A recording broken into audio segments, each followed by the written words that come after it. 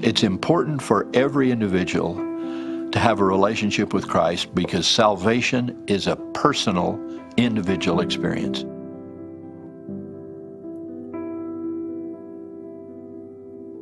We do not save people by congregations. We are ourselves saved, one individual at a time. This is a very personal relationship with Christ. The Savior understands us because he's not an abstraction, because he is a living, breathing, real Son of God, the living Son of the living God. People who think they've sinned too much or gone too far or been away for too long and somehow can't come back into the circle, my declaration is no one can fall lower than the light of Christ shines. That isn't possible. I think by coming to participate in the sacrament, the Lord's Supper, is the most dramatic way weekly that we can show that we want to identify with him, and that in fact there will be a reciprocal gift and power that comes back from that.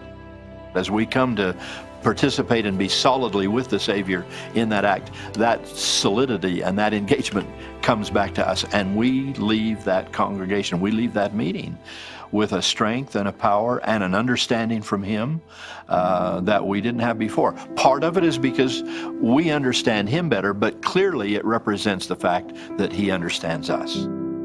My personal experience as well as my apostolic calling is to declare personally that Christ does know us. He has walked the thorny, difficult, rock-strewn path of our lives. How he did that, I don't know.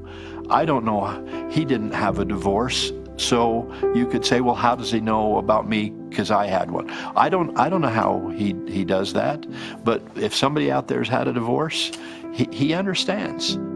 This sounds awkward to say, but God loved me in a sense almost as much as he loved his only begotten Son. At least I can say this, he gave his only begotten Son for me. And that says something about my worth in his eyes and my worth in the eyes of the Savior, and his willingness to go to Gethsemane and Calvary for me. I'll never have to do that. I don't have to bleed, and I don't have to die for somebody else's sin, and I don't have to be that lonely. But I understand it, and I love it, and I appreciate it.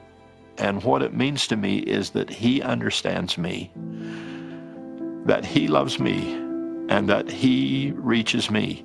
So I can't explain how that happens. I just know that it does.